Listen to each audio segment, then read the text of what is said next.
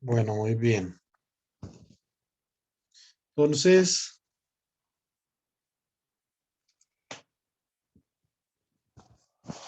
a ver, yo me organizo acá un segundo.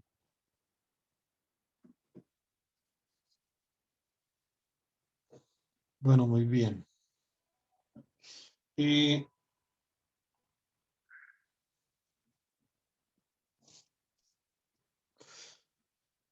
vamos a hacer ahora una cosa. Estos son formas de ver la mecánica cuántica, ¿cierto? Son formas de ver la mecánica cuántica. Entonces, se llaman imágenes de la mecánica cuántica. Cuando se refiere a formas, ¿se refiere a paradigmas o interpretaciones? Interpretaciones más bien. No, pero no en el sentido de la interpretación de la mecánica cuántica, no en ese sentido. Interpretación en el sentido, no sería una interpretación. Cuando me refiero a formas, me refiero a, en términos de la dinámica, quién es el responsable de la dinámica de un sistema, ¿cierto? Diferentes formas de ver la dinámica. Hay un responsable del cambio temporal, ¿cierto? Entonces, porque las interpretaciones de la mecánica cuántica son otra cosa y eso yo no lo enseño. Yo no sé si usted estaba el semestre pasado en la clase en la que yo hablé de eso. Sí, Yo sí, la, no, que varias gente le ha dado una interpretación a eso, pero pues es más como divagar sobre una idea que algo concreto. exactamente. Entonces yo eso no lo enseño porque me parece obviamente que eso Es no, especulativo. sí, es muy especulativo y no, de todas formas no da como ninguna, no es formativo pues y mucho menos a este nivel. Entonces, las formas son básicamente dos esquemas para los estados y los operadores que producen observables idénticos, ¿cierto? Nosotros ayer hicimos un ejercicio de observables. Ese ejercicio de observables que nosotros hicimos ayer, si ustedes recordarán, lo hicimos para un estado que tiene una característica de temporalidad, más sin embargo para un operador constante. Eso es la imagen de Schrödinger, ¿cierto? Vamos a ver cómo es la imagen de Heisenberg. Entonces, estas son imágenes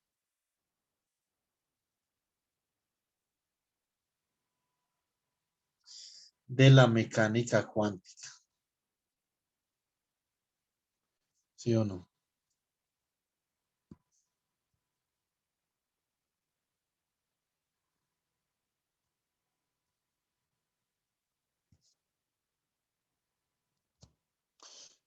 Listo, muy bien. Hay dos imágenes de la mecánica cuántica, fundamentalmente. Como les dije, si me apuran hay cuatro, pero pues fundamentalmente hay dos. Está la imagen de Schrödinger, que es la que hemos venido trabajando, donde el Estado tiene una temporalidad, o sea, el Estado es responsable de portar la dinámica del sistema físico, ¿cierto? Imagen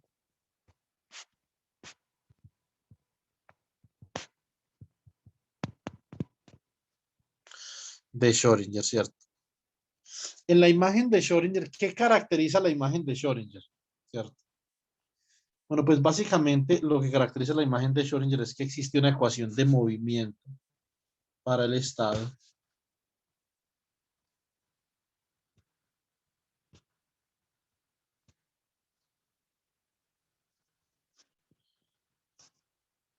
de esta forma. Entonces, el estado en la imagen de Schrödinger, porta la dependencia temporal, ¿sí o no? Entonces, estamos hablando de algo muy fundamental. Ahora, el operador, entonces los operadores, por ejemplo, A es invariante con el tiempo,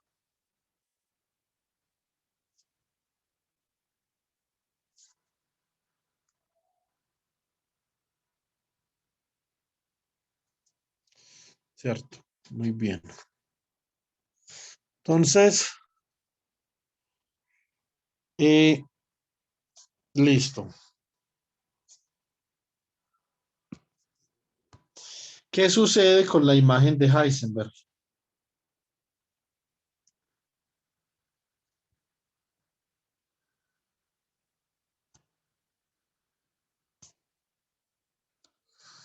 La imagen de Heisenberg, el estado,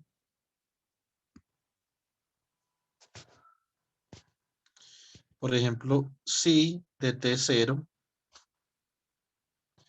este estado es invariante con el tiempo.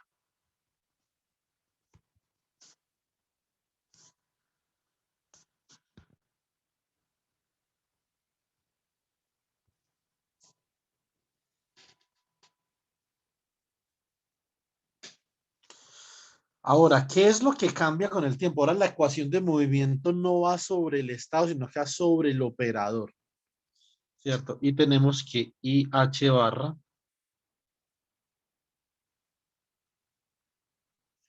por la derivada de A sub H de T con respecto a T es igual al conmutador entre el operador y el hamiltoniano. Ahora, cuando yo digo que A sub H de T, me refiero a que ese operador que cambia con el tiempo de una forma particular. Ese operador A sub H de T va a ser igual a un operador estacionario con el tiempo, que es un operador en la imagen de Schrödinger. O sea, este operador acá que es invariante con el tiempo, lo llamamos el operador en la imagen de Schrödinger, ¿cierto? Entonces, y acá, pues tenemos un U daga. Esto puede ser, por ejemplo, el operador en un tiempo fijo T0. Y acá tenemos U de T, T0, ¿cierto? Y acá tenemos U de T, T0. Entonces, este es el operador en la representación de Heisenberg, ¿sí o no? Entonces,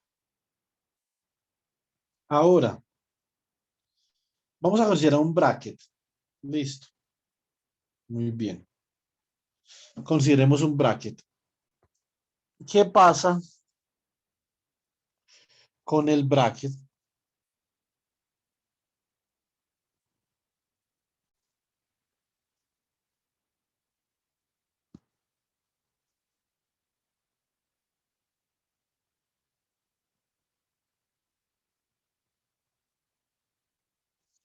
Consideremos el bracket alfa beta bajo la transformación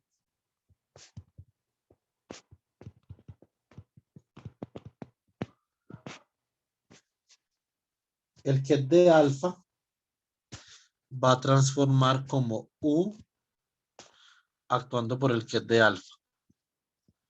Y el que es de beta va a transformar como U actuando sobre el que es de beta. O sea, U simplemente representa una transformación. Cuando no, o sea, si nosotros estamos hablando de la temporalidad, entonces obviamente nosotros podemos decir listo.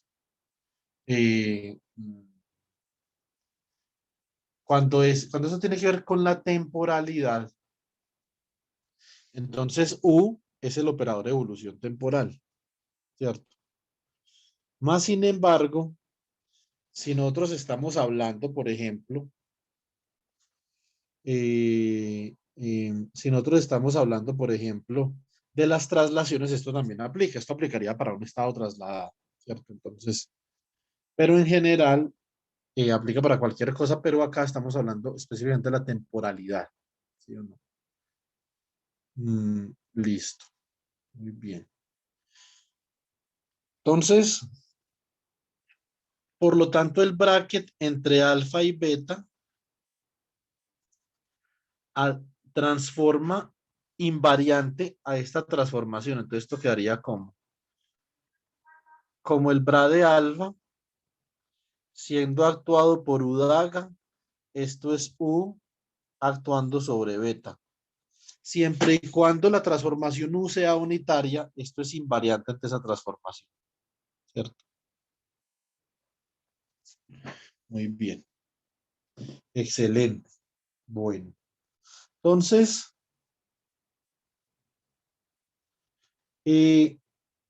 ahora vamos a considerar el valor esperado de un operador.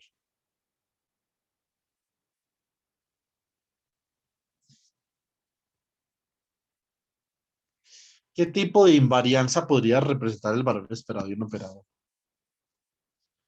Valor esperado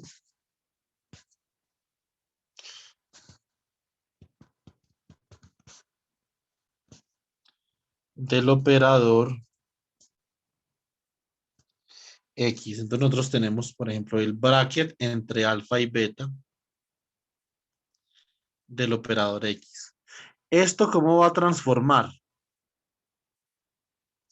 Esto va a transformar como el bra de alfa siendo actuado por U daga. Este transforma por el ket de beta siendo actuado por U Q, Andrés. Eso que estamos tratando acá es basándonos en la imagen de Heisenberg, ¿verdad?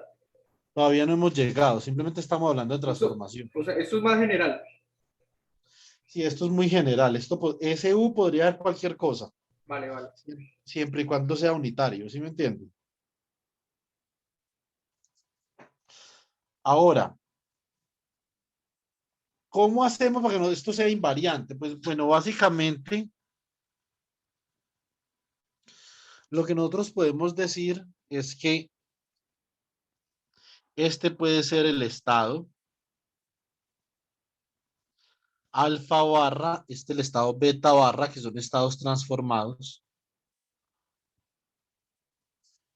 O muy bien, esto podría ser ¿quién? El bracket entre alfa y beta, pero de un nuevo operador. Digamos de X', por ejemplo, donde X' es igual a U daga por X por U, ¿cierto? Entonces uno transforma, esa transformación puede tener un efecto sobre los estados o sobre el operador mismo cuando hablamos de un bracket, que es realmente lo que nosotros hacemos eh, en la parte experimental. Cuando nosotros hablamos de algo experimental, entonces estamos hablando específicamente de un bracket, ¿cierto? Entonces, el valor esperado de un operador, es decir, una medida, ¿sí o no? Ahora, vamos a ver para el caso temporal. Para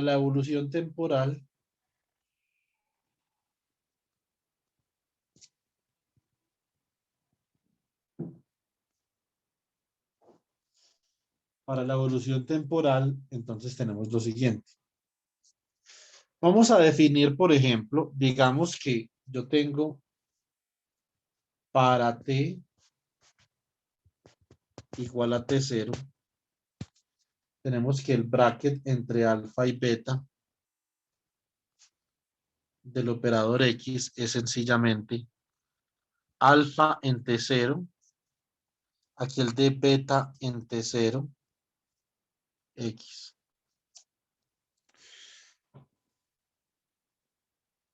¿Qué tenemos nosotros, por ejemplo, para t arbitrario?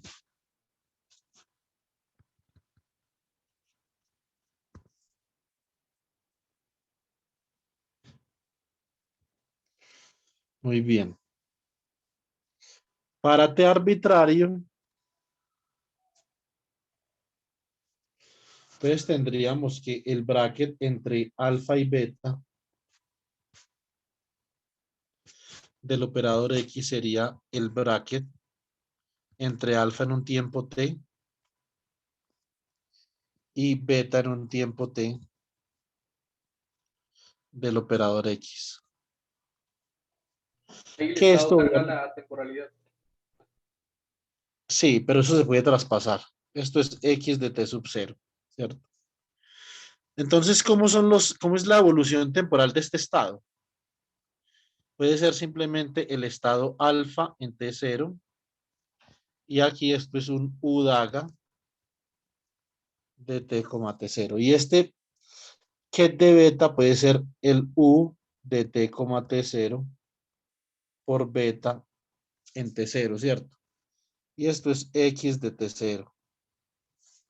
Aquí lo que yo hice es que le traspasé la dependencia de la temporalidad del operador, creando este nuevo operador acá, ¿cierto? Que es lo que yo llamo x sub h de t. ¿Y ambos pueden tener temporalidad? Sí, lo que pasa es que no, en esta imagen no la tienen los dos al tiempo, ¿sí o no? En esta no. Hay una en la que sí, pero en esta no. Una en la que sí con algunas restricciones, ¿cierto? O sea, no ambos cargan, no, ambos no cargan la temporalidad irrestrictamente. Tiene una restricción. Tiene que ver con perturbaciones. Listo. Bueno, muy bien.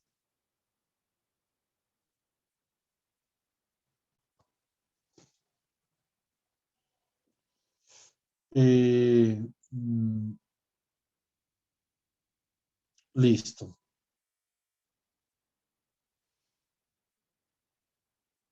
Eh, mm, bueno, entonces acá definimos x sub h de t como el operador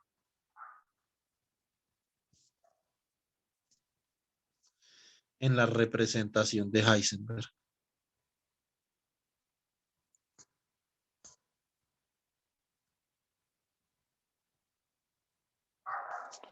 ¿Cierto? Entonces, esto es básicamente lo que tenemos acá. Bueno, muy bien. Eh, ahora,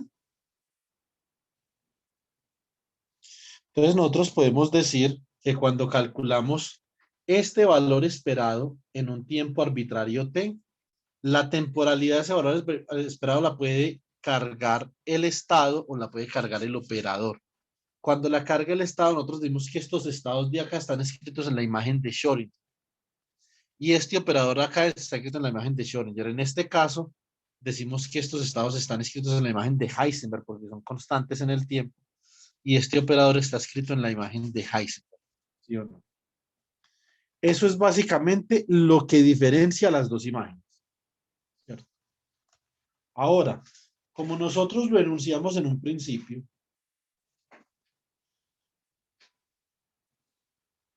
en la imagen de Heisenberg ya no hay una ecuación de movimiento para el estado, hay una ecuación de movimiento para el operador, como ustedes pueden ver acá. Es muy instructivo lograr obtener esta ecuación de movimiento. Vamos a ver cómo podemos hacer eso. Entonces definimos un operador en la representación de Heisenberg de la siguiente forma. Listo. Entonces definimos, no, acabamos de demostrar que esto es de esta forma, mejor dicho.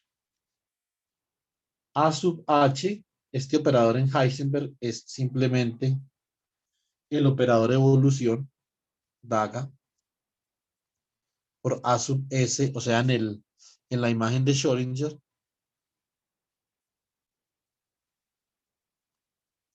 por el operador evolución. Listo. Bueno, muy bien. Entonces, vamos a proceder de la siguiente forma. Vamos a utilizar, para poder obtener una dinámica para este operador, vamos a hacer lo siguiente. Utilizamos, recuerden que IH barra por la derivada del operador evolución con respecto al tiempo es igual al hamiltoniano por el operador evolución, ¿cierto? Si sacamos el conjugado de esto, el hermitiano adjunto, entonces esto queda como menos IH barra por la derivada de U daga con respecto a T. Obviamente cambiamos de posición los operadores y sacamos daga. O sea que esto sería U daga por H, que es hermitiano. ¿Sí o no? Muy bien. Entonces tenemos presente estas dos cosas acá. Esto es lo más general posible. Ahora, a partir de esta expresión de acá, podemos obtener la derivada de A sub h de t con respecto a t. Y esto será lo siguiente. Entonces, esto es la derivada con respecto a t de u daga por A sub s por u. Esto es igual a lo siguiente. Entonces, sería la derivada de u daga con respecto a t por AS por u.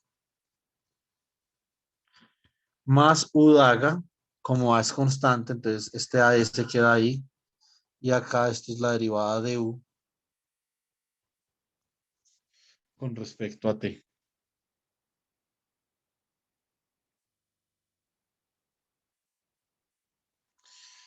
Entonces, ¿qué tenemos aquí? Podemos utilizar estas ecuaciones de acá para despejar la derivada de u daga y la derivada de u. De esta ecuación de acá, nosotros podemos obtener que la derivada de u con respecto a t es 1 sobre IH barra por H por U, ¿cierto?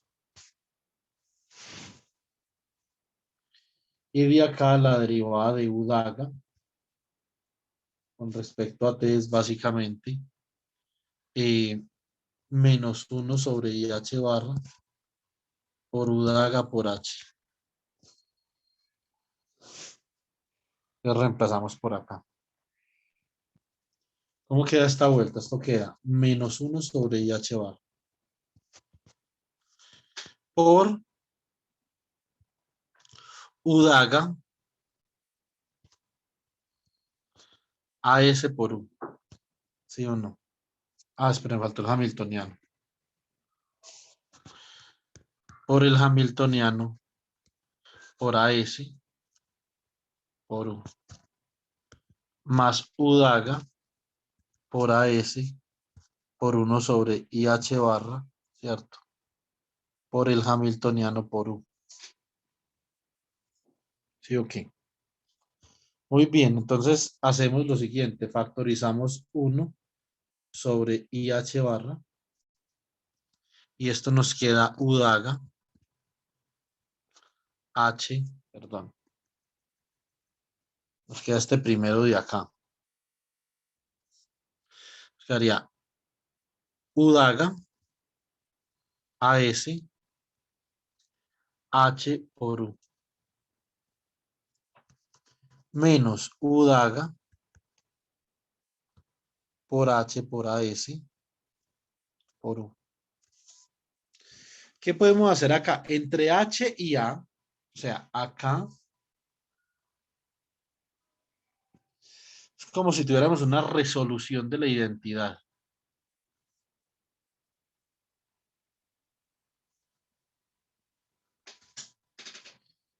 ¿Un Es conmutador? esto. No, no, no, una resolución de la identidad, resolución de la identidad. Entonces esto sería U daga AS, pero la escribimos en términos del operador unitario. Entonces esto es U daga por U,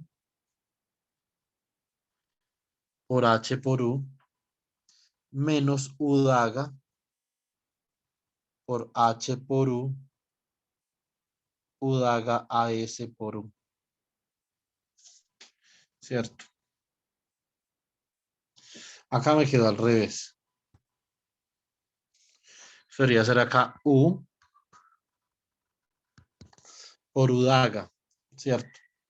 Entonces, ¿cómo queda esta parte de acá? Esta parte de acá queda como H, A sub H. Esta como, queda como H sub H, ¿cierto?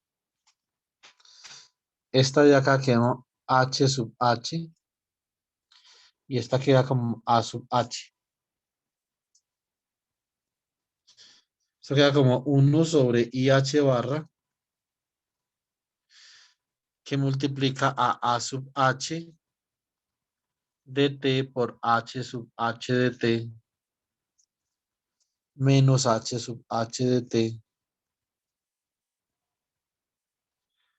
A sub H de T y eso queda un conmutador ahí.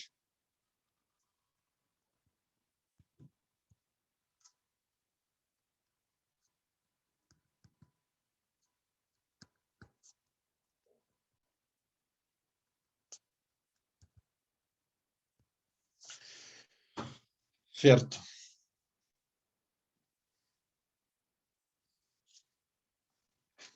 Bueno, muy bien. Esa es la derivada. Si pasamos IH barra multiplicar, Pero, profe, regálame un momentico, copiar una cosa. bueno,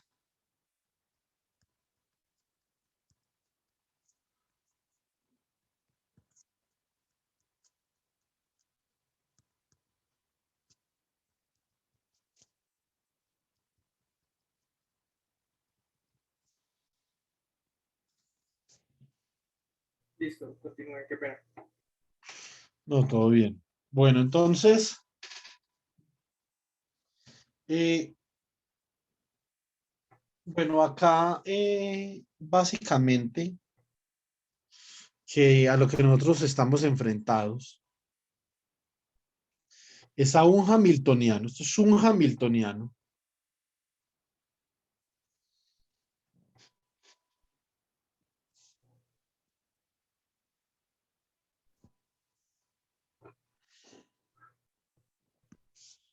que en el caso tal en el que el hamiltoniano, ese hamiltoniano conmute consigo mismo para diferentes tiempos, ¿cierto? La derivada es cero. Entonces la derivada sería cero. No, no, no. No, esta derivada sería cero solamente cuando A sea una cantidad conservada, porque toda cantidad conservada por el teorema de Nether conmuta con el hamiltoniano, ¿cierto? Entonces, obviamente, no es el caso. A lo que yo me refiero es a H sub H, que es el hamiltoniano en la representación de Heisenberg. O sea, esto sería U daga de T, T cero, ¿cierto? Por ejemplo, por H de T cero por U de T, T cero. En el caso de que H en T0 conmute con H en T, por ejemplo, que es lo que nosotros tenemos acá. Esto sería como H de T0 por U daga de T, T0 por U de T, T0.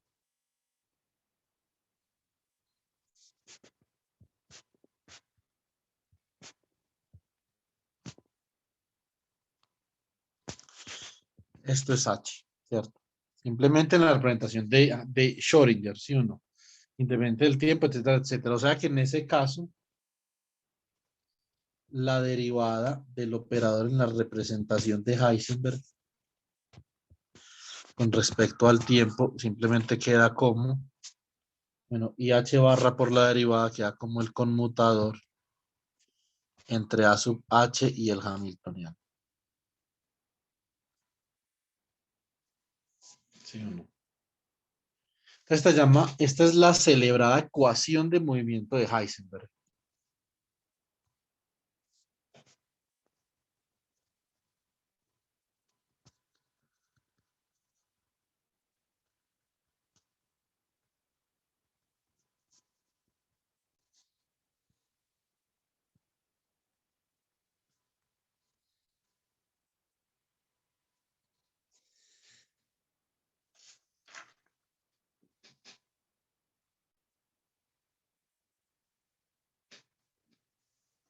Bueno, entonces, por qué es importante esta forma alternativa de ver la mecánica cuántica? Bueno, hay varias razones por las que esto es importante, pero hay una que a mí me parece particularmente muy relevante para un curso de pregrado, ¿cierto? ¿Qué es lo que uno hace cuando uno comienza a ver algo nuevo? Entonces nosotros, los seres humanos, siempre estamos comparando todo lo nuevo que vemos con algo que conocemos, ¿sí o no?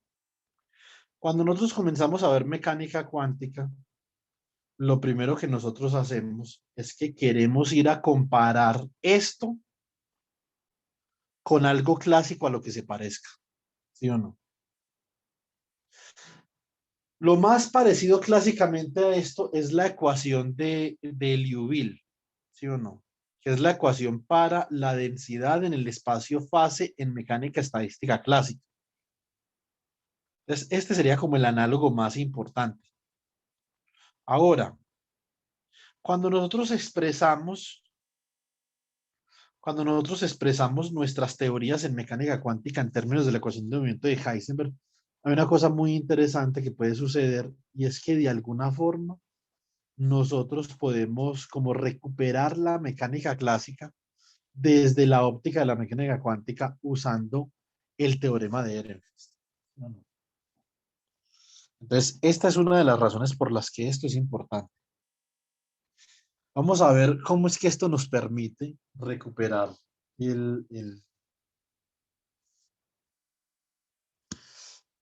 recuperar la mecánica clásica. Bueno, muy bien. Entonces, clásicamente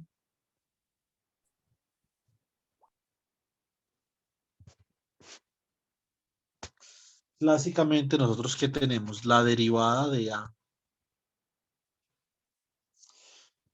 Simplemente hay un observable con respecto al tiempo. Básicamente esto es igual a ¿qué? Esto es igual a los brackets de Poisson entre el observable y el hamiltoniano. Aquí nada es operador. Simplemente son los condenados brackets de Poisson. ¿Sí o no? Derivada de A con respecto a Q por la derivada de H con respecto a P menos la derivada de A con respecto a P y la derivada de H con respecto a Q. Brackets de Poisson. Ahora, en mecánica cuántica, entonces cuánticamente,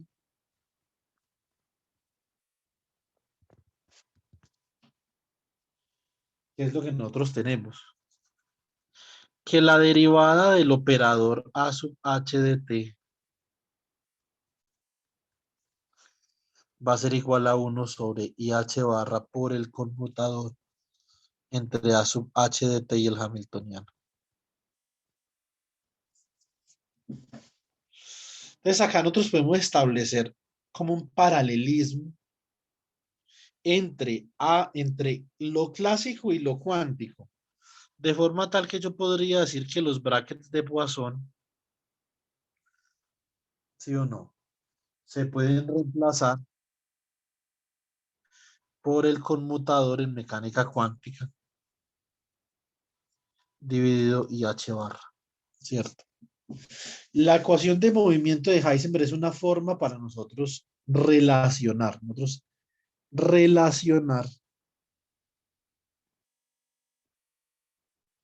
estos dos mundos, el mundo cuántico y el mundo clásico, ¿cierto? Bueno, muy bien. Entonces, una manifestación de esto fue el teorema de Ehrenfest.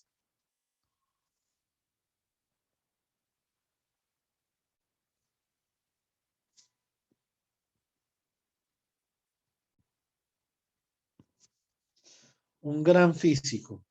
Vamos a ver qué dice de Ehrenfest. Aprendamos un poquito de historia de la física.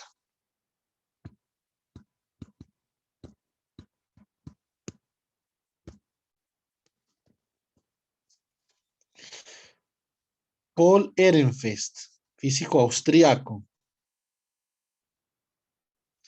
Fallecimiento 1933.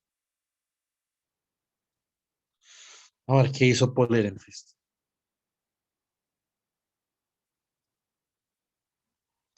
Fue un físico austriaco el cual obtuvo la nacionalidad neerlandesa el 24 de marzo, de 1922. Sus principales contribuciones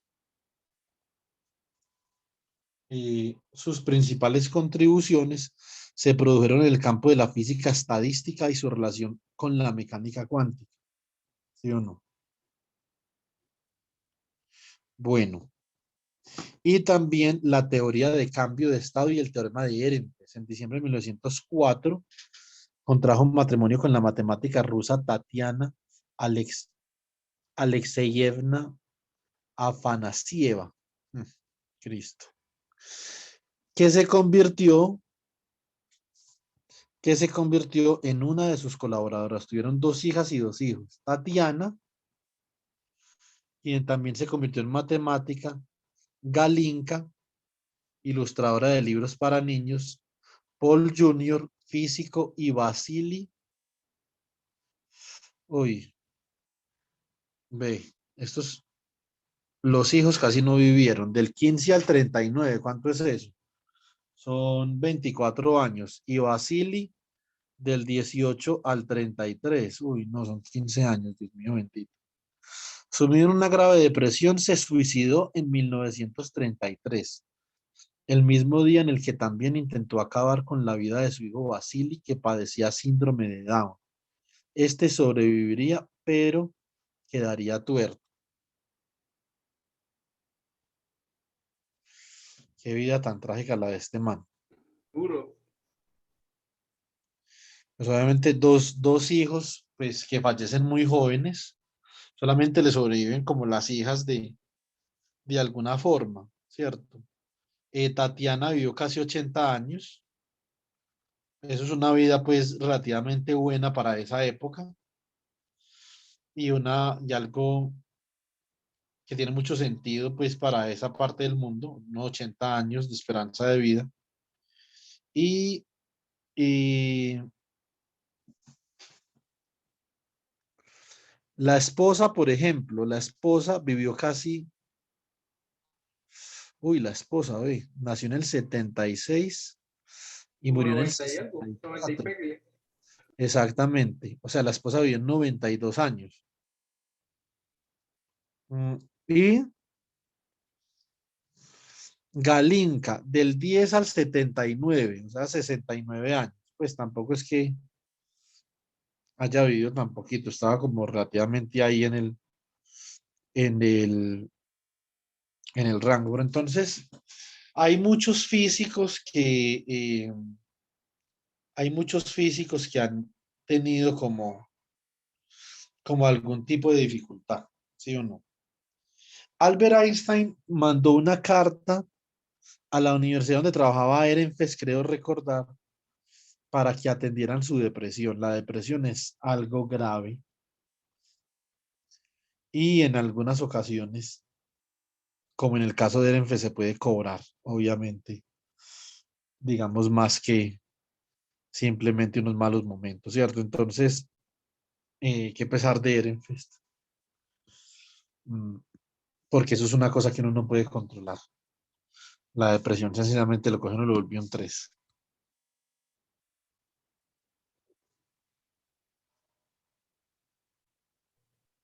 Al menos quedó viviendo para la historia. Sí, pues ahí quedó su teorema. Yo, la verdad, la primera vez que escuché de Ehrenfest fue en este teorema. Yo de Ehrenfest en mecánica estadística no conozco bien sus contribuciones y eso que yo de mecánica estadística diría pues que conozco bastante, ¿cierto? Pero nunca lo he escuchado por ahí. ¿Quién sabe dónde estarán las contribuciones de Ehrenfest? Por ahí como sumidas en el vacío de algo, ¿cierto? Entonces hay que buscarlas.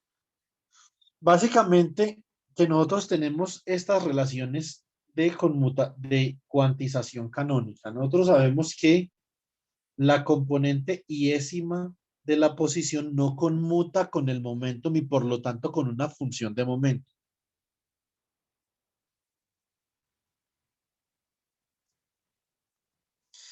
Este conmutador es IH barra. Esto es muy útil por la derivada de f de p con respecto a la componente iésima del momento. ¿Sí o no? ¿Qué pasa si yo tengo el conmutador entre la componente jésima del momentum y una función de x? Como podemos esperar, esto va a ser menos i sobre h barra por la derivada de g de x con respecto a xj. ¿Sí o no? Son unas relaciones, son relaciones de conmutación canónica, ¿cierto? ¿Qué sucede si yo tengo una partícula libre? Entonces, yo tengo una partícula libre.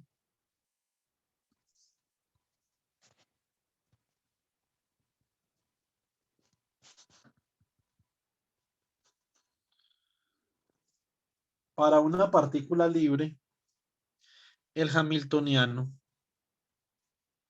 es igual a 1 sobre 2m que multiplica px cuadrado más py cuadrado más pz cuadrado. Estos son operadores, obviamente. ¿Sí o no? Es una partícula libre. ¿Cómo calculo yo la derivada del momento, por ejemplo? Entonces, la derivada del momento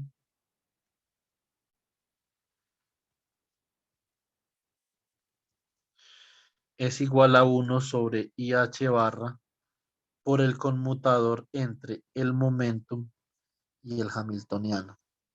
¿Cierto? ¿Qué tenemos aquí? Tenemos 1 sobre IH barra. Acá tenemos el conmutador. Bueno, esto es una componente del momentum realmente. Una componente del conmutador de la componente, esta componente del momentum con, llamo este conmutador así primero. Esto es PI, PI. Entonces, esto es el conmutador entre PI y 1 sobre 2M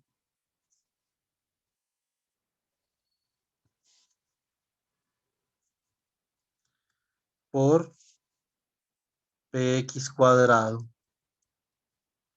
más PY cuadrado más PZ cuadrado. ¿Cierto? Muy bien. Esto queda como, esto queda como 1 sobre IH barra, 1 sobre 2M por PI con la suma sobre J de P sub J al cuadrado desde J para J igual a X, Y, Z, ¿cierto?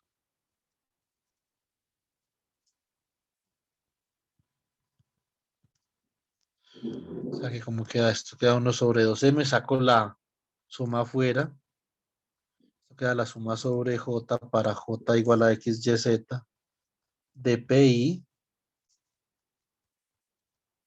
P sub J al cuadrado, ¿cierto?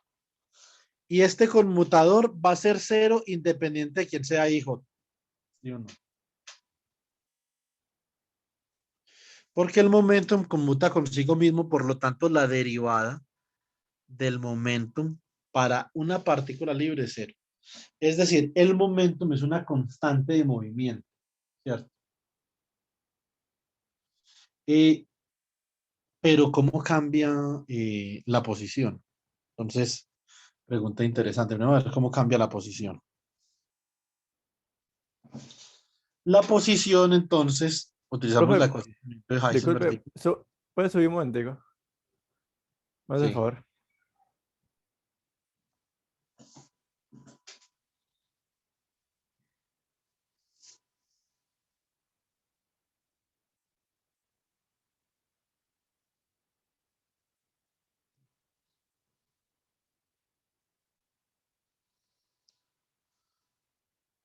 Listo, profe.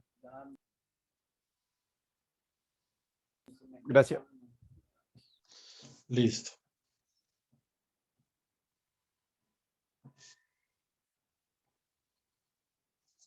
Muy bien.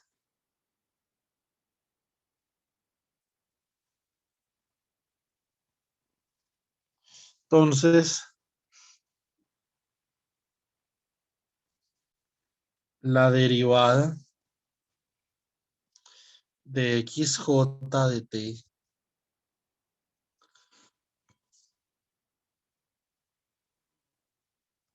con respecto a t, ¿cierto? Es igual a 1 sobre IH barra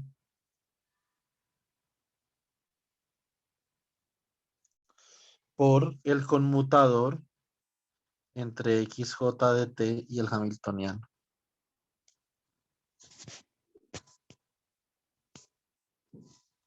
Entonces, esto es igual a 1 sobre IH barra por el conmutador entre xj y 1 sobre 2m por las sumas de j igual a x, y, z de los p sub j al cuadrado.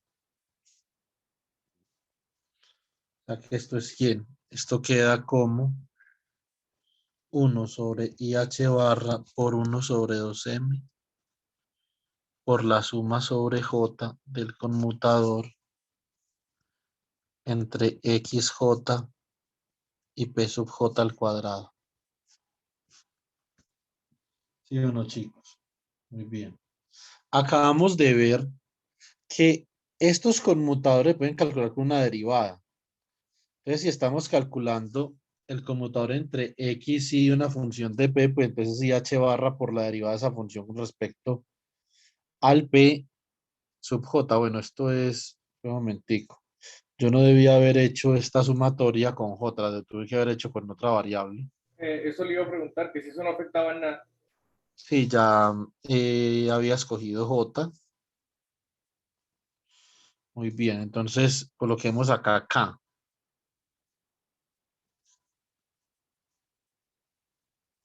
¿Cierto?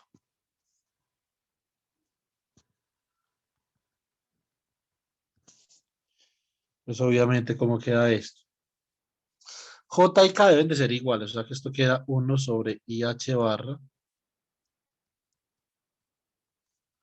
por la suma sobre 2M, perdón, por 1 sobre 2M por la suma sobre K. Aquí IH barra, bueno, entonces es la suma sobre K, esto quedaría como IH barra por la derivada de P sub K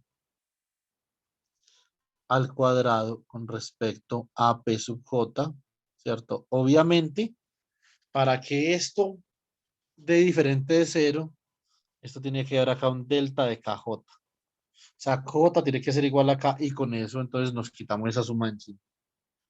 Este IH barra se va con este IH barra, esto queda 1 sobre 2M. Y esa derivada, ¿cómo queda? Simplemente queda 2 que multiplica a P sub J. O sea que esto simplemente queda como P sub J sobre, casi antes la velocidad en la componente J, ¿cierto? Entonces la derivada de X sub J con respecto a T es igual a ¿quién? Al momentum sobre M. Muy bien. Entonces, queremos saber la posición.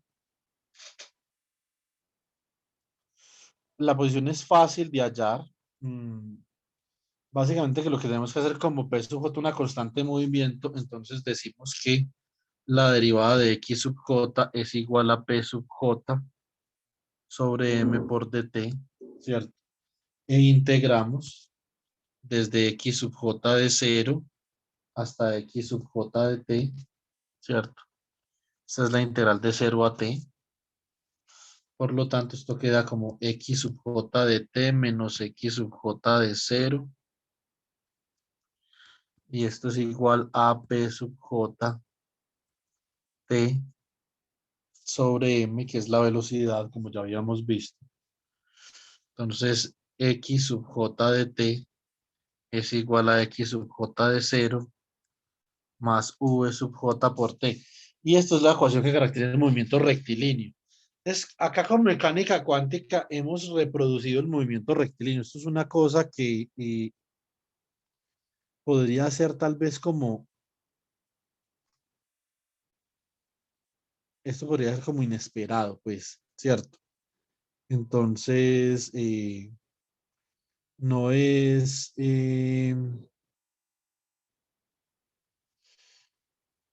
no, sí, es algo como, no sé si inesperado, pero algo un poco inconvencional, ¿cierto? Entonces, porque nosotros hemos visto que la mecánica cuántica hemos visto que la mecánica cuántica y la mecánica clásica, obviamente, ellas divergen muy diametralmente en casi todo. Entonces, ahora, entonces podríamos consideremos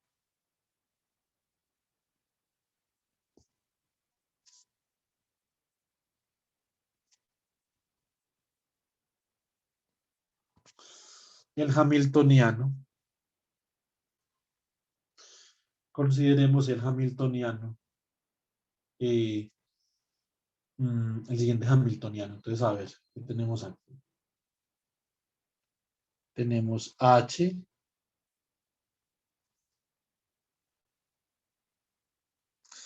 igual a P al cuadrado sobre 2M, ¿cierto? Esto es vectorial más BDR, obviamente un operador.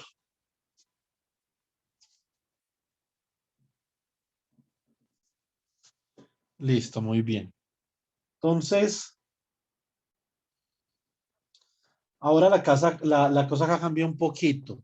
Ya nosotros podemos esperar que el momento no sea una constante de movimiento. Entonces, la derivada, por ejemplo, de la componente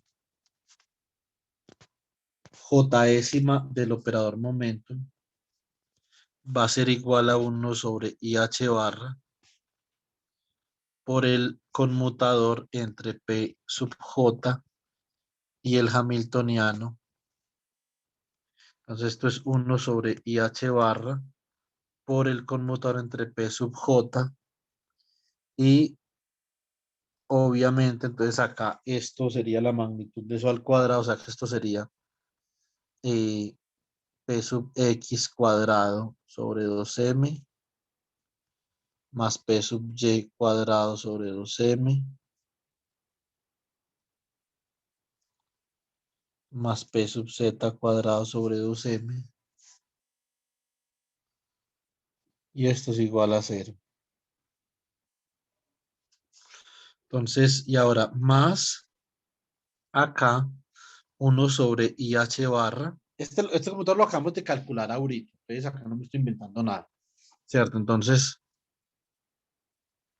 sería P sub J, el computador de P sub J con VDR. ¿Cierto? ¿Cómo queda esto?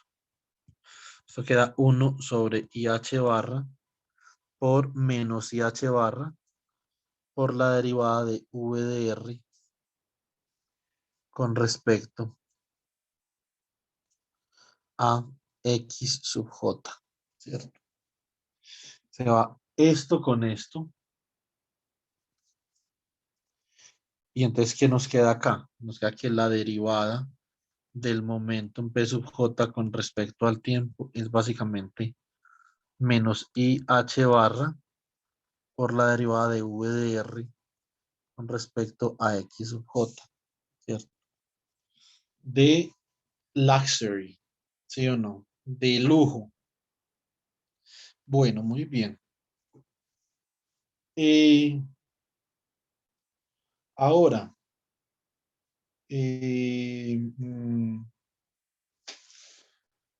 si nosotros consideramos esto vectorialmente, entonces vectorialmente lo que nosotros podríamos decir es esto.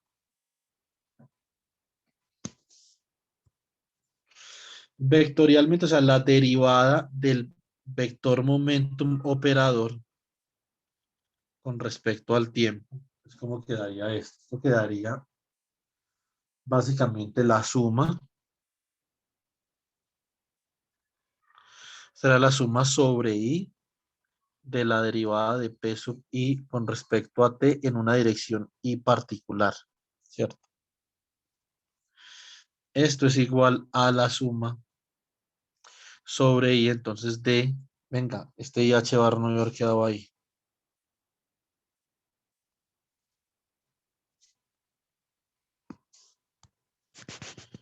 Esto simplemente es acá.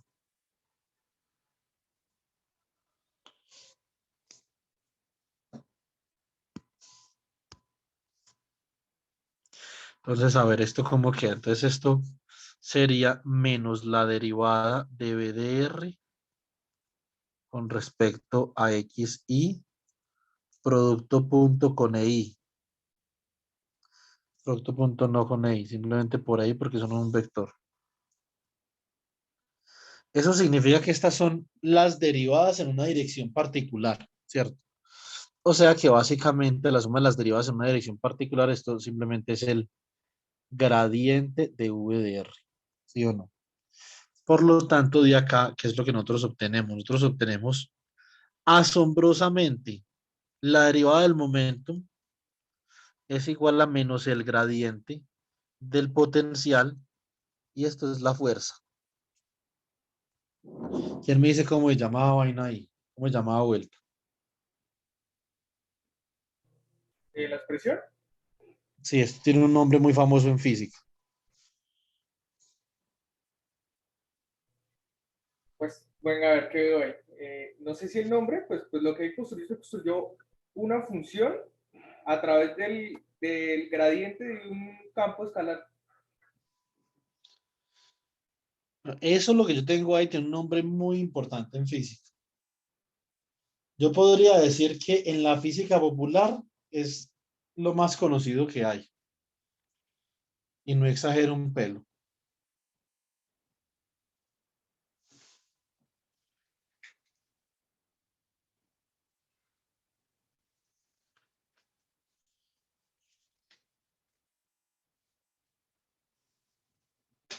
¿Qué será eso?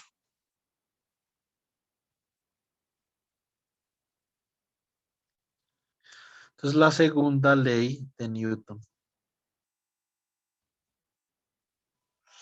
Nosotros obteniendo la segunda ley de Newton, la segunda ley de Newton con mecánica cuántica. Una vaina, una cosa de locos. Vamos a mirar a ver qué podemos hacer ahora. Nosotros ya, ahorita, a ver, Profe, pero ellos esperaban llegar ahí. eh, pues querían establecer una relación entre lo cuántico y lo clásico, ¿cierto? Eso seguro, ¿sí o no? Que es importante. Lo que pasa es que hay cosas cuánticas que tienen una contraparte clásica. Entonces, te puede hacer, por ejemplo, hallar ecuaciones de movimiento para el spin, pero como eso no tiene una contraparte clásica, entonces usted no sabe con qué compararlo, ¿cierto? En cambio, esto sí. Cuando hay una contraparte clásica, todo queda muy sencillo. Vamos a ver una cosa. Eh, a ver, la derivada de x y, por ejemplo, con respecto a t. Hagamos esto en otro color para que no se confunda y no piensen que estamos acá con la segunda ley de Newton. Ahora, de x y de t.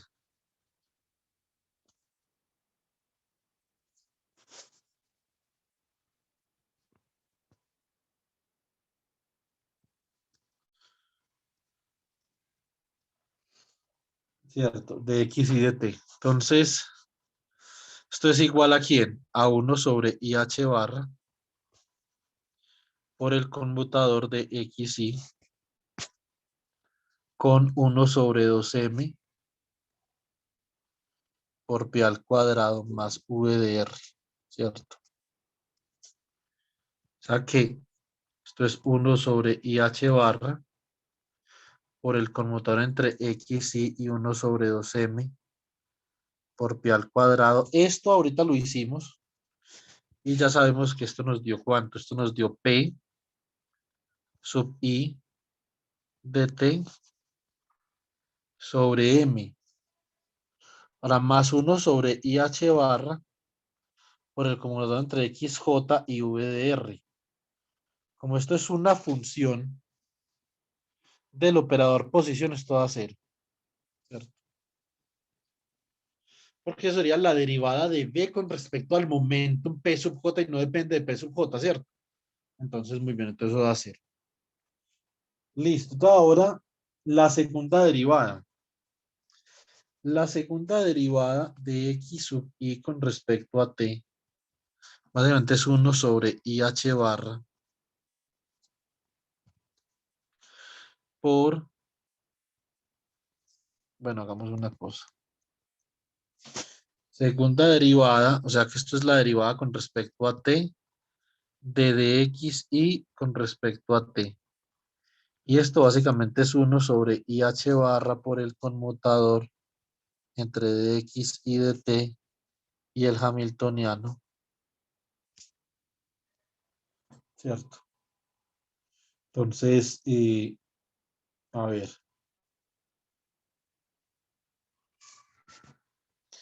¿qué tenemos aquí?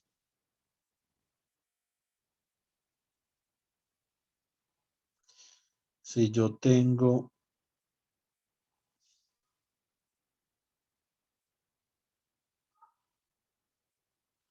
un segundo, bueno, muy bien. Entonces, o sea que esto es 1 sobre IH barra, ¿cierto? Por la derivada de XY con respecto a T, que simplemente lo puedo expresar como lo hallé ahorita.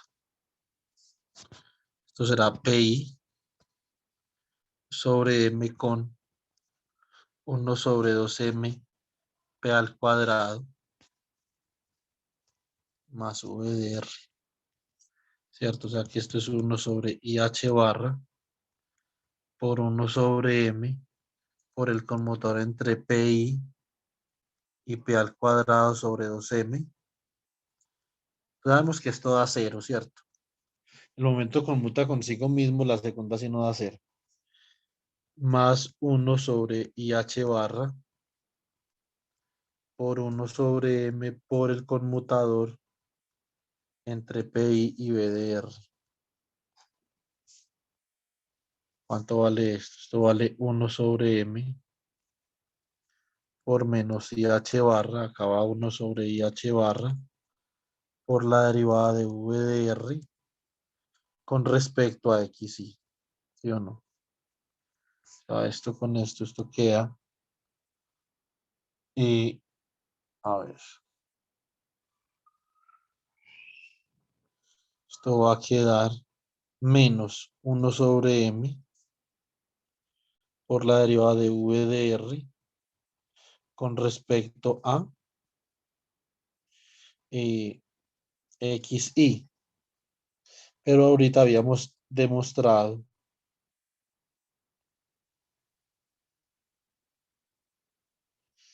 que la derivada de V de R menos la derivada de V de R con respecto a XJ era la derivada de P sub J, ¿cierto? Entonces, esto básicamente es quién, eh, esto es P sub I de T, la derivada de P sub I de T con respecto al tiempo, ¿cierto? Por 1 sobre M. Muy bien. Eso significa que si yo multiplico ambos lados por M de acá, yo obtengo que la masa por la segunda derivada de X sub I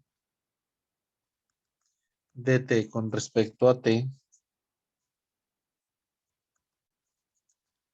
es igual a la derivada de P sub I de T con respecto a T, ¿cierto?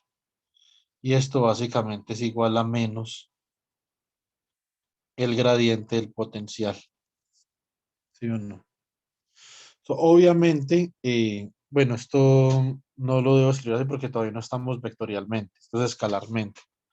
Ya la derivada de V de R con respecto a X, y ahora sí, vamos a decir vectorialmente.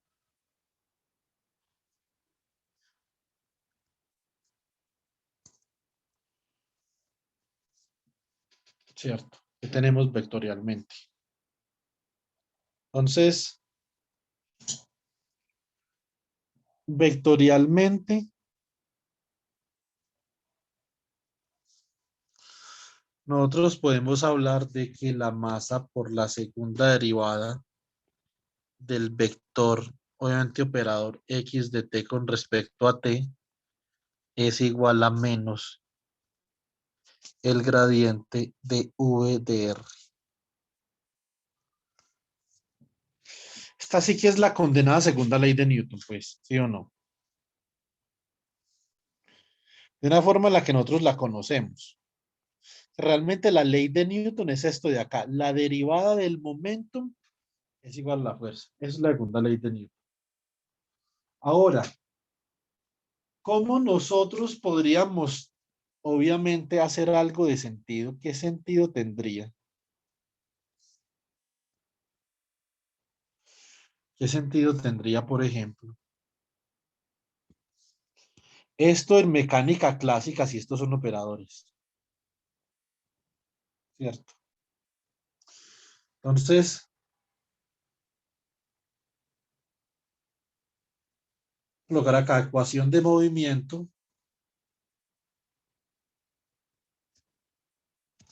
de Heisenberg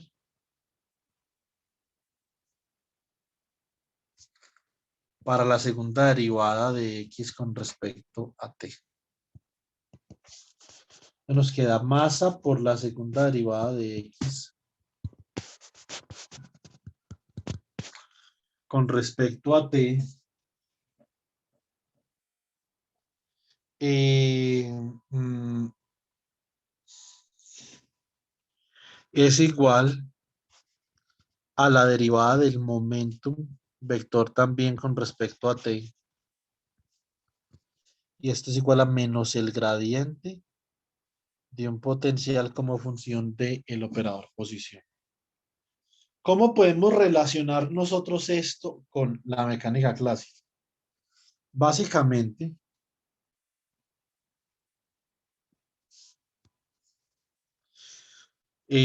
obtenemos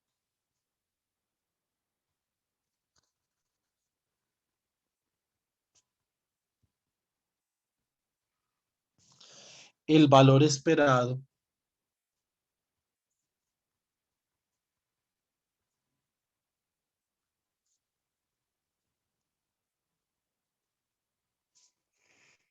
de la expresión anterior.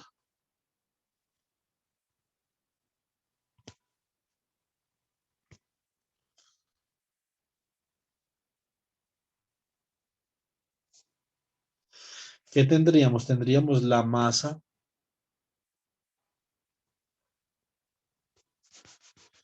por la segunda derivada del valor esperado del operador posición.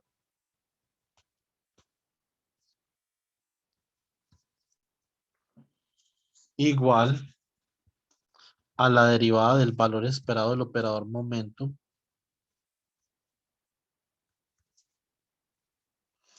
¿Cierto? Igual a menos el valor esperado del gradiente del potencial. Cuando esto en valores esperados, si esto es igual para algún potencial, es decir, si nosotros podemos demostrar que esto se cumple para estos valores esperados, porque uno obviamente puede ir sacando valores esperados así como así. Pero si uno pudiera demostrar que esto es cierto para algún potencial VDR, estaríamos demostrando que se cumple algo conocido como el teorema de Ehrenfest.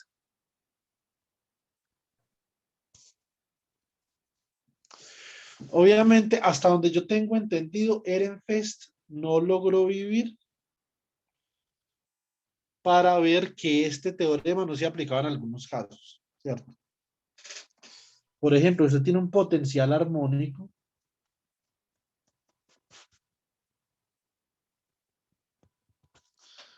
de la forma V de X en una dimensión igual a un medio de la masa omega cuadrado por X al cuadrado, entonces esto se cumple, ¿cierto?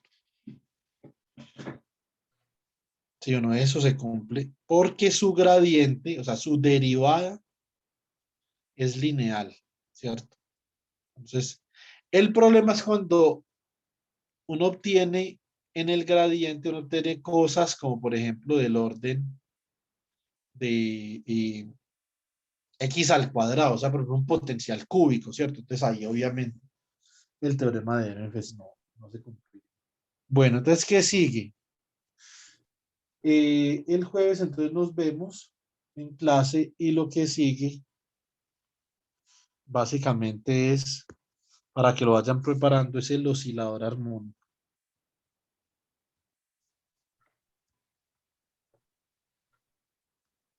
¿Qué capítulo del Sakurai?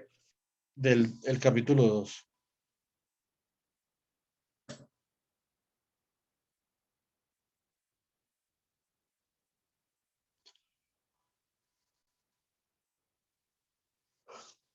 Listo. ¿Listo, profe? Listo, profe. Para el 10 de julio hay varias preguntas del oscilador armónico. Entonces, Les recomiendo ahí que se pongan duchos con ese tema. Listo. Listo, pues entonces. Mañana nos vemos a las 2, ¿verdad? A las 2, sí. Listo. Ustedes con Electra, ¿cierto? Sí, Sí, nosotros. Ah, electrodinámica. vale, vale. A ver, esto es, coloquémosle Heisenberg a esto.